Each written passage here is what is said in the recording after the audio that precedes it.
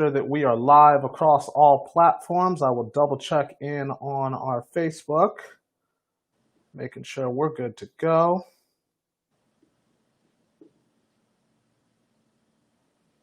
All right, and it looks like we are alive and well. Success, fantastic. Hi, my name Yay! is awesome.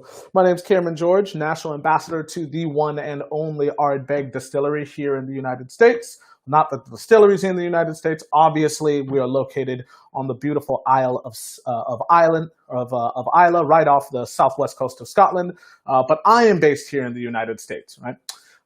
Today, I have an absolutely fantastic guest with me. We are going to be walking through one of my absolute favorite bottlings from Ardbeg, a controversial bottling nonetheless, but one of my favorite people as well. Quickly becoming one of my favorite people to meet with and actually be able to speak whiskey with. Miss Melissa Welcher, it's wonderful to have you on Whiskey Through Food with us. Thank Welcome. you. Excited to be Of course. here. Absolutely. So, Melissa, you're based down in Miami. Tell us a little bit about yourself. You're new to the Ardbeg and Glenmorangie team, but yeah, go ahead and introduce yourself. Who are you? What are your favorite drams, and what do you hope to get to leave the people with today? Yeah, absolutely. Thank you. So yes, I am based out of Miami, Florida. And like you mentioned, I just joined the team about a month and a half ago.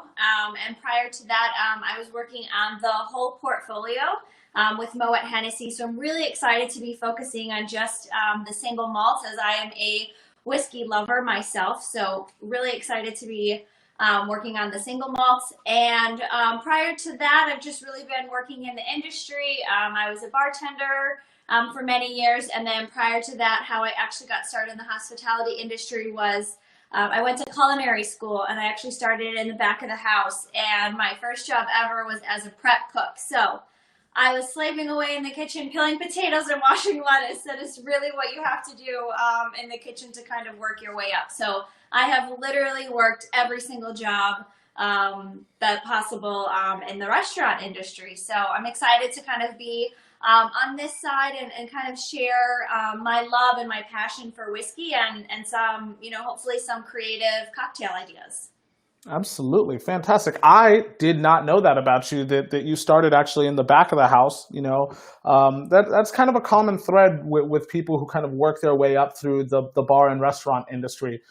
Personally, myself, I, started off as a dishwasher, kind of hunched over one of those 3-compartment sinks every single day, scrubbing and then rinsing, or sanitizing and then rinsing, that kind of wash, rinse, repeat lifestyle. I did that for about 3 years. Didn't take too kindly to my back. I get a sore back every now and again from that as well. But one of the things I think that it absolutely taught me to do was love community. And the whiskey community is an incredible community in and of itself. When I first started getting like acclimated to the bar and restaurant industry, I had no idea what I was getting myself into. And that's very similar how, to how when I threw myself into this whiskey, fabric and this whiskey community, I had no idea just the impassioned kind of personalities that I would start to get to interact with, the people that I would get to meet all across the world. And even more so, some of the people that I get to interact and engage with over in Scotland as well. So community is a huge piece to everything that I do. So one of the things I absolutely love about Ardbeg is the Ardbeg Committee, the Ardbeg community, if you will. So we actually have pulled an Ardbeg Committee bottling for our Whiskey Through Food pairing experience today. Yes. Melissa, you were, instrumental in selecting the whiskey for today's pairing, Ardbeg Drum, one of our absolute favorite iterations of an Ardbegian bottling. I'm super excited to be able to walk through this whiskey with you. But before we do that, I'd actually like to take a second to kind of touch base on the Ardbeg Committee and the Ardbeg community in and of itself, right? So the Ardbeg Committee was started in the year 2000. It was kind of essentially a way to make sure that the Ardbeg Distillery would never have to close its doors. Ardbeg has been on a roller coaster ride since 1815. Numerous closures since its first date that it legally became a distillery, even though, as we all know, there was illegal and illicit distillation happening on Isla far before 1815. And actually, Arnhem Based, or Home of the Beast, where Ardbeg actually sits, would have been a perfect place for illegal distillation to have been happening before 1815. There are actually stories that date back even into the 1790s of distillation happening at the site that is currently called Ardbeg. But in the year 2000, we created the Ardbeg Committee to make sure the distillery would never have to close again. Coming off the back of closures from 1981, periodically closing all the way through the 80s, and then ultimately shuttering its doors in 1991. From 1991 to 1997, sporadically opening and actually being, distillation at Ardbeg was actually being managed by our good friends Lefroy. But today is not about them, so get out of here, Lefroy, even though we love you. So in 1997, the Ardbeg distillery was actually purchased. It was actually set to be knocked down, but Glenmorangie, our sister distillery, came in and actually saved the distillery by purchasing it.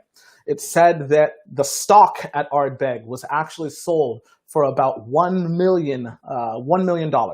The actual distillery itself was bought for less than £1, which is pretty interesting. That kind of speaks volumes to the state of the distillery. It was decrepit, falling apart. The paint was peeling off.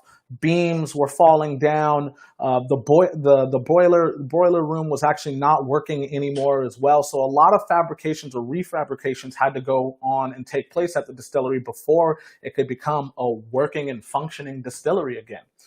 So fast forward 3 years from 1997, if we're all good at math, that puts us in the year 2000. The first year that the Ardbeg Committee came out. And what we did is we started to decide that, along this journey of rebuilding this historic brand, we needed to have a family. We needed to have a community that would take this journey with us. And so that started off with us bottling whiskeys like Ardbeg Very Young, Ardbeg Still Young, Ardbeg Almost There, Ardbeg Renaissance, kind of tongue-in-cheek, very Ardbegian bottlings. Some of the most rare and iconic bottlings, actually. And then what you saw is that Ardbeg started releasing what was called committee bottlings. Early committee bottlings would have been bottlings like Ardbeg Korjevrekken and Ardbeg Ugadal, which are now actually core range whiskeys, but originally started out as committee bottlings, right? And so that tradition has carried forth even into the year 2020, which is a year that we all hope to forget one day, but has produced an incredible whiskey from Ardbeg Distillery, Ardbeg Black. So last year's committee bottling was actually Ardbeg Drum. Anytime you see Ardbeg bottles that have this beautiful white label, let's see if we can get that. Oh, no, you're not going to catch our... All right, that's totally fine. Anytime you get a bottle of Ardbeg that has a white label, that's a committee bottling. Anytime you see an Ardbeg that has this lovely black label, that is a general release bottling, right? So general release bottlings will tell us essentially the same story, just at a slightly lower proof. So whereas the Ardbeg Drum is bottled at a 54.2 in its committee bottling, 52 flat, I apologize. On the general release bottling, it is bottled at 46. Same whiskey, different proof. So I'm excited to actually, through our tasting today, be able to unveil both of these whiskeys, right? So Melissa, it looks like you have the Ardbeg general release bottling in front of you. What were some of the notes that you absolutely loved picking out of this bottle? And as you tell that story, I'm going to change the frame on my camera just so slightly. Yeah. So definitely, when you first kind of nose it, I get all these really amazing kind of like warm tropical aromas. And being based, in Miami, these are smells that are very familiar to me. And so it's something that you don't necessarily always find in Ardbeg or in a peated Scotch. So that was its first initial draw to me, was kind of these notes of like a ripe banana and pineapple on it. And then when you take a sip, you get all these amazing kind of like baking spices, almost like if you were eating a banana bread, and it has all this really nice kind of like cinnamon and cloves in there. I almost get like a little spice, almost like a ginger spice. And then the smoke obviously comes through a little bit, but for me, it's a little bit more of like an earthy smoke. It's not like a campfire Hmm. smoke, which you think would be traditional in Ardbeg. And then I really love kind of like a little bit of dark chocolate with it. Absolutely. All of those things immediately jumping out of the glass. Something that I'll very much so kind of note with Ardbeg Drum, especially this one that's bottled at 46%, you're absolutely dead on, is that you're pulling out all of this like kind of herbaceous characteristic to the smoke. One of the tasting notes that we quite commonly speak about with Ardbeg is kind of like this tar note, and as well as like a terry rope as well. There's an herbaceous quality that to me is evocative of things like white flower, also some of the low-lying shrubbery of the Isle as well, that actually is kind of is year over year actually decomposes, and there's an element of regrowth that grows on top of it. This is actually the formation of what we call peat, right? And so this peat is the quintessential flavor profile and the driving force behind a lot of flavor development for whiskeys like Ardbeg, other whiskeys on Isla as well, just peated whiskeys in general. On Isla specifically, when you start talking about terroir, it's not necessarily the malted barley that drives that terroir element. It's actually the peat, right? And so on Isla, you have elements like heather, bogwort, myrtle. You also have things like seaweed as well that are going to amplify some of the salinity.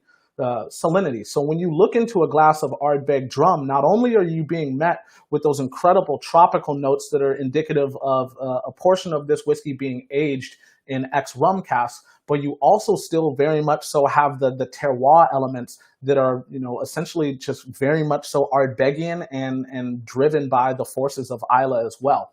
I think you described that incredibly well. One of my favorite things to pull out of this is that chocolate. Ardbeg Drum is kind of an interesting dram in terms of the Ardbeg whiskeys, because it is one where you don't necessarily have the thumbprint or the distillery's DNA, right up in your face.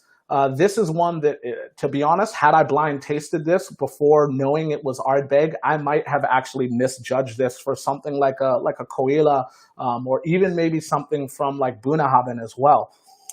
It just doesn't have that core Ardbegian, kind of like heartbeat to it. Still an incredible whiskey, and I think it actually showcases the diverse styles of whiskey that Ardbeg is actually capable of producing. So another reason for me to be incredibly, incredibly proud of the Ardbeg distillery.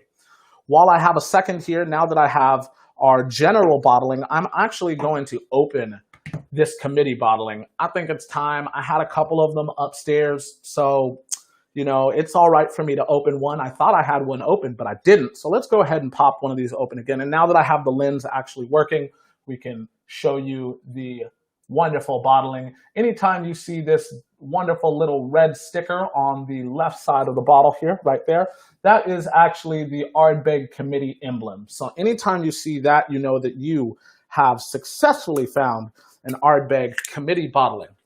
Let's go ahead and pop this open, and we'll do a little bit of comparison and contrast between proofs. Again, nothing different other than the proof of these two whiskeys.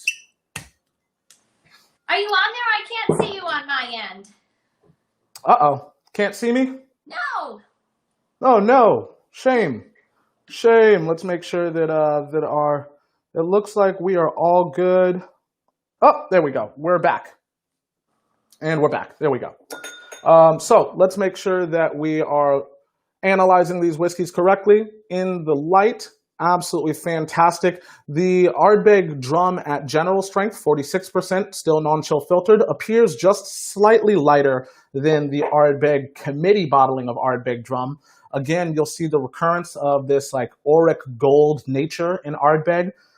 We like to say that Ardbegs are kind of rough and ready, so they don't take an incredible amount of coloration, even when we're talking about sherry casks. Not that there's any sherry cask implemented or used in this whiskey. This is all ex-bourbon and a little bit of ex-rum cask. But there is this kind of darker auric gold nature, whereas with the 46 or the general release, it's kind of like a straw or a hay colored gold. Now on the nose, there's a little bit more fat and a little bit more decadence. The herbaceous notes don't leap immediately to the forefront the same way that they do. And it's clearly more ethereal and lighter in the general release bottling. In the committee bottling, more that banana, papaya, some of that white flower still, cracked black pepper, as well as a delicious, delicious undertone of dark chocolate or cacao as well. Let's try it. Cheers, slanjaval. I'll say slanjaval to you. And then, it was so interesting to me when I first, tried this because, I am a spirit lover. I'm all spirits are, I try to give them equal love. But one of my least favorite spirits actually happens to be rum. And so I just found that so surprising to me that this is the one, this was probably one of my favorite, Ardbegs that I've been able to sample. To find out that it had, spent some time in some rum casks, seeing as how I really don't, really rum all that much. So for me, that was kind of surprising, and just something really interesting that, that I thought I would never really like rum, but then I'm able to try it kind of, in a different way, having the whiskey be finished, or spending some time in some rum casks. Yeah, absolutely. And that brings us to a really great point with Ardbeg drum. I should say at Ardbeg, one of the things that we quite commonly talk about is how we age with components that are separately aged for the entirety of their maturity in a singular cask, right? So when we go to produce a whiskey like Ardbeg Ugadal, for instance, one component is aged wholly in ex-bourbon casks. Another component is aged wholly in Oloroso sherry casks. Then those two things are brought together to kind of form Ardbeg Ugadal. Whereas our sister distillery, Glenmorangie, is famous and very well renowned for pioneering the art of finishing whiskeys, taking something out of one cask and finishing it for between essentially 6 months and 2 years in a secondary cask. At Ardbeg, that's not generally how whiskeys are assembled, right? Whereas with Ardbeg Drum, there was actually some kind of passing back and forth. Some of this whiskey started out in ex-rum casks, some of it started in ex-bourbon. They were flip-flopped. Some of them had essentially spent time in multiples of ex-bourbon and then ex-rum and then maybe back to bourbon, because we did want to still make sure that you saw some of that beautiful herbaceous and kind of very Ardbegian element. Like I had said, you do experience a little bit more of a tropical note and this kind of almost like rancio aspect that is not incredibly commonplace to Ardbeg. So for a lot of Ardbeg committee members and a lot of Ardbegians, it was foreign. It was very, very foreign in terms of the flavor profile to them, and it took them a little bit of time to get to see it through our eyes. Which is that, if anything, this is an incredible bottling, one, because it's absolutely fantastic. The structure of the flavor profile is incredibly well put together, but then also because it can be so different from anything else that we've produced before, right? Yeah. Fantastic. Two absolutely great editions of essentially the exact same whiskey. Keep your eyes peeled for Ardbeg committee bottlings. Remember, if it has a white label, it's a committee bottling. If it has that black label, it's a general release bottling. Same whiskey, nothing different but proof. And there are going to be some differences in flavor profile between the two of them, but the only structural difference to the whiskey is actually just the proof as well. So now that you nailed those tasting notes and just absolutely crushed that, Mel, what do you have paired in terms of a snack or food item today? Yeah, absolutely.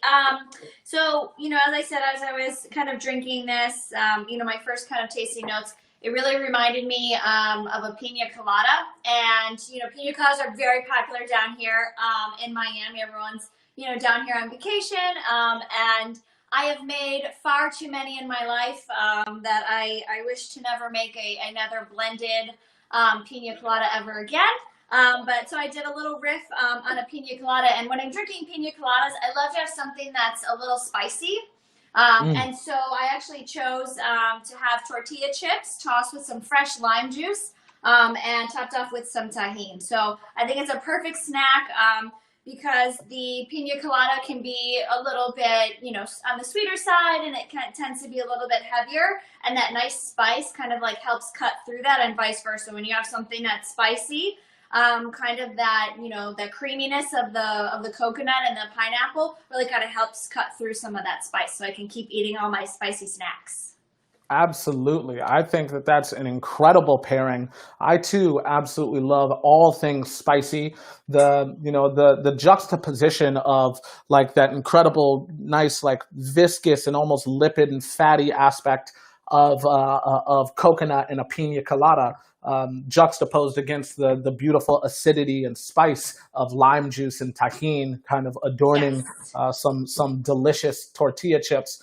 What tortilla chips did you go with? That's a question I didn't ask you earlier. That's an important one. I'm going to learn a lot about you right now, just based Well, on the tortilla chip. yeah, well, all I had handy at my house was the tostadas, and I actually have the tostadas with the hint of lime on them, and so now I'm Okay. adding a little actual fresh lime juice, just to give it that really nice kick, and a little bit of acidity. So now I'm just gonna toss in the tahini and give it a toss.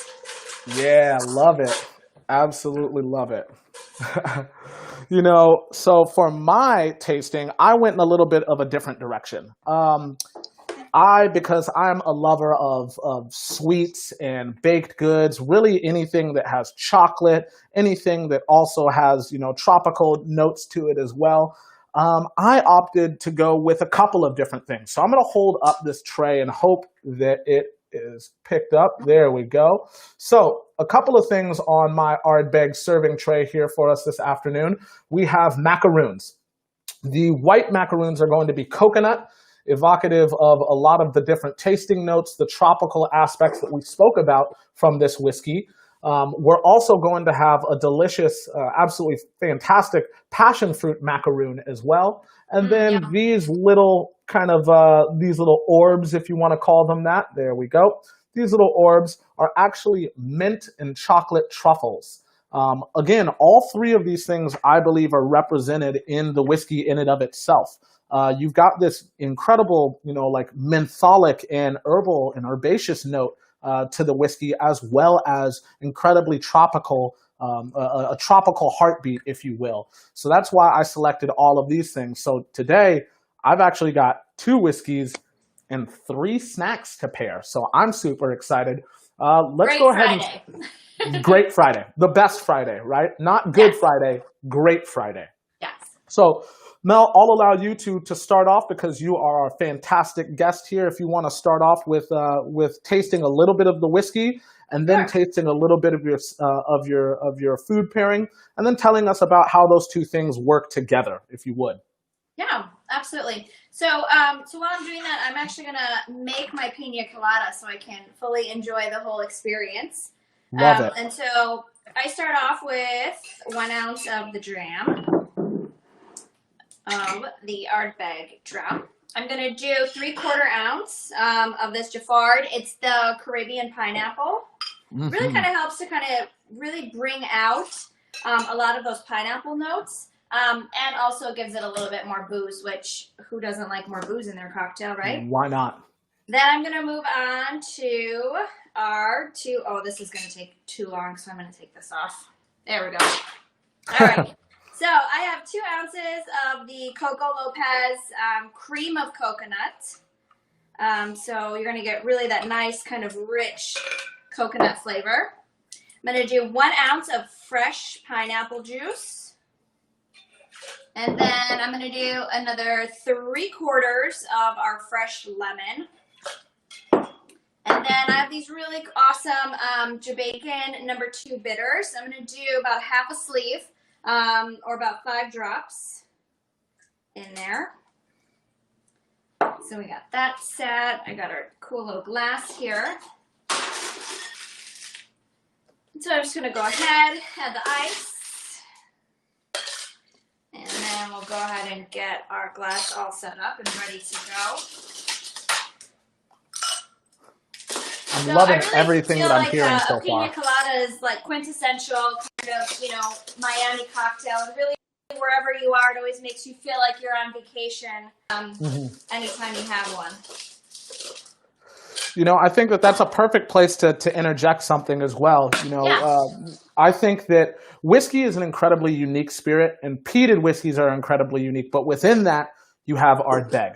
I think Ardbeg, because of a couple of things. One, first off, fermentation that happens in all Organ pine wooden washbacks. You get this kind of yogurt acidity and strawberry aspect that develops before we even start talking about distillation. When you move into distillation, you have to mention that Ardbeg is the only distillery on Isla that uses a purifier. So you get this element of like forced reflux, if you can call it that, or if you want to call it something else, extended copper contact.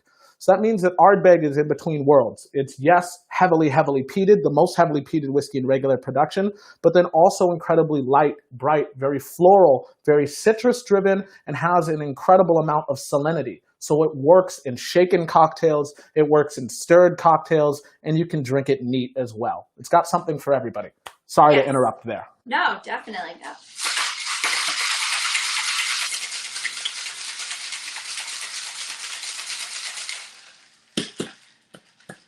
So as you can see, I'm not blending mine. I'm only shaking it. That is all good. A little rusty from bartending. Hey, that's all right. You know what? I dropped a drink on me a few weeks ago, live during a massive event.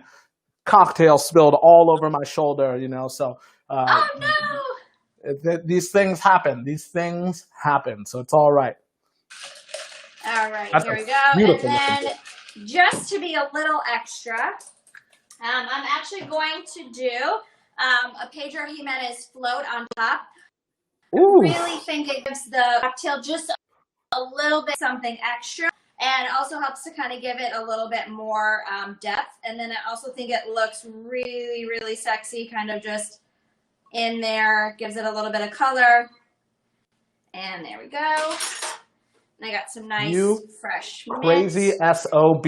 I am in a Pedro Jimenez float on top of a pina colada. That is fantastic. And there you go. See, and you have all this really beautiful color kind of dripping down. Perfect. And now I have my spicy chips. Amazing. I love that. That's absolutely fantastic. That's what Whiskey Through Food is all about.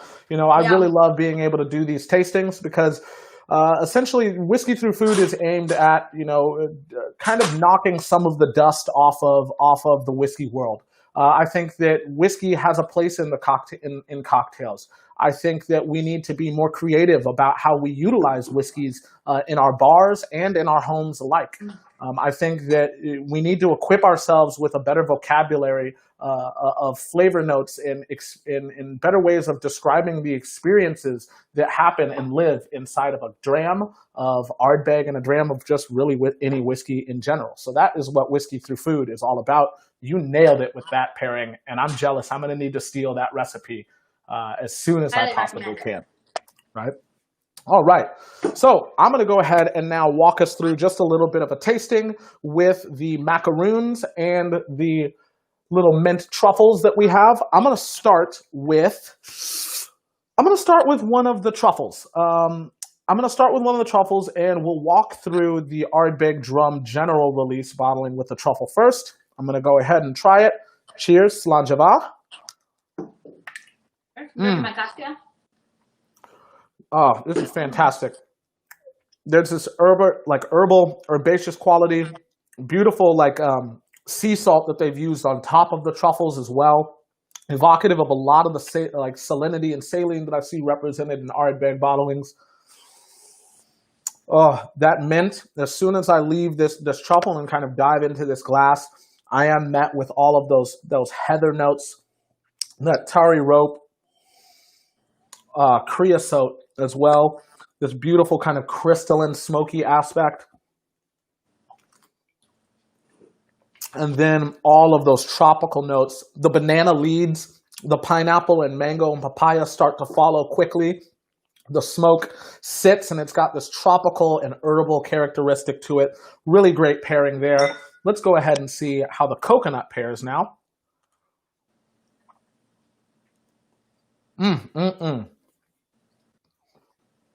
There's that fatty lipid aspect that we love about coconut. Now the tropical notes start to jump to the front in the whiskey just a little bit more. The herbal qualities, the cracked black pepper, all of that is kind of back, like in the back of my olfactory system, whereas those tropical notes leapt to the forefront. That's delicious. And lastly, we'll go ahead and try one of these delicious passion fruit macaroons. I should say that all of these delicious little desserts are made by Cafe Nouveau here in Seattle. Cafe Nouveau is a local bakery, 2 locations, one on Capitol Hill, one over in West Seattle as well. I think they have a third, but I'm not entirely sure. I've just been to the 2 of them. Both of them absolutely fantastic, great people that make incredible, incredible goods as well. That passion fruit, excuse my full mouth, but oh my goodness. The acidity from the passion fruit is really, really, the brightness, I should say, is really wonderful. Now the salt started to leap to the forefront. This is incredible. Being able to pair this one whiskey with 3 different kind of snacks pulled out 3 different, very, very different sides to the whiskey. And I think that that's something that is very valuable when we talk about food pairing. Be conscious of what you're pairing to a whiskey, because you can bring out different notes that are already represented in this whiskey. Absolutely fantastic. But I think it's cocktail time now for me as well. So I'm going to go ahead and make a cocktail. Is that all right with you? Yeah, it's 5 o'clock here, so. Love it. All right, cocktail time. I am going to be making a delicious, delicious nod to the mint julep with my fantastic Ardbeg drum today. I will be serving my cocktail in this wonderful, very Ardbegian mug. I've already got my mint down here, but I'll pop it out there just so you can see. I've gone ahead and placed about 7 mint leaves in my hand. What I'm going to do is I'm going to lightly smack those. What that's going to hopefully do is break down some of those cell walls and allow the aromatic qualities of that mint to start to escape a little bit easier. Just for safety, what I will actually do is I'll give it just a light kind of pressing, not necessarily a muddling, but just to really express some of those oils. Next, what I'm going to do is I'm going to take a little bit of simple syrup. Absolutely fantastic 1-to-1 simple syrup, and I'm going to use about 1/4 ounce. Because this delicious whiskey has already got a nice floral and kind of sweet element to it as well. Not overly sweetened, but there's this just kind of light citrus and sweetness that rides along the body of this whiskey. I'm actually going to accent that now with a little bit of passion fruit juice. So I'm going to go ahead and do a full ounce of passion fruit. Tough to get passion fruit during this time of the year in Seattle, Washington, where it has been raining. I imagine there's not many passion fruit trees that grow around there. No, ma'am, there are not. Yeah, there are definitely not too many passion fruit trees. So this is not a locally sourced ingredient. I apologize. Next, we're going to go ahead and pop open our delicious Ardbeg Drum general release bottle, bottled at 46% ABV, and we're going to use 1.5 ounces here. Nice, put that directly into our glass there. And then what I'm going to do is I'm just going to hit it with 2 dashes of aromatic bitters. I like that we both use bitters for our cocktails. I think that David Blackmore, who is the master brand ambassador for Glenmorangie, always makes fun of me and tells me that I do nothing but over-bitter our whiskeys. So in your face, David, I only used 2 dashes this time. Yeah, and then I'm going to go ahead and I used more than you. Yeah, I think so, but that's all right.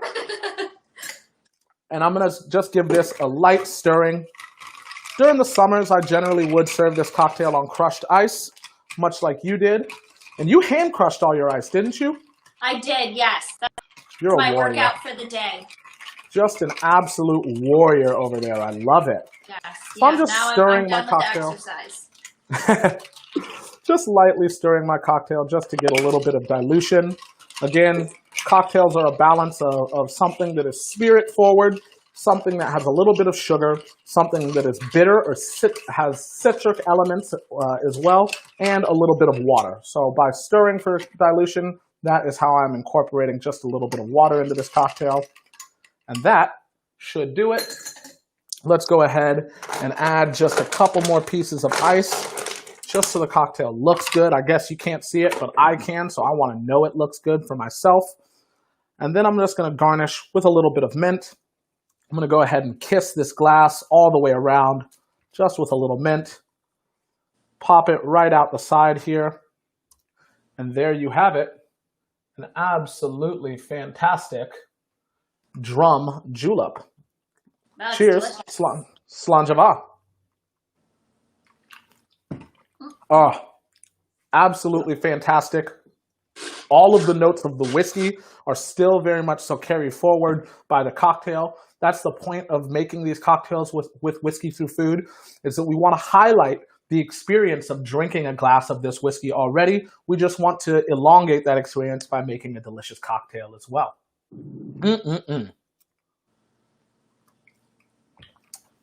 With that, that brings us about to our showtime here. Before we sign off, I should say, Mel, is there anything else that you'd like to add to our tasting of Ardbeg Drum for the people out here, the Ardbegians? We've got some viewers who tuned in on YouTube. We've got some more that are watching us live on Facebook. The Ardbeg Project is also having a viewing party that I started as well right now. So we've got some viewers live. Anything that you would like to leave some of our newfound friends with? Yeah. No, and I was interesting. I just was thinking about this while you're making your cocktails. Like, it would be a really great kind of dessert pairing is if we, I might try this after, now that I'm thinking about it. I have some bananas here. But a lovely bananas Foster's, I think, would be amazing. And to use the Ardbeg Drum with that and then top it off with a little bit of coconut ice cream. I think that sounds like a good dessert for me. I'm going to treat myself. You're killing it. You're killing it with these food pairings. I'm upset that I can't be enjoying that one right now as well. When you make that, make sure you send me the recipe as well. As always, I will track down our recipes and we'll make sure that we get them up onto Ardbeg Cam on Facebook. So if you want to make any of these cocktails, please go ahead and follow us at Ardbeg Cam on Facebook, and they'll all be listed right there for you.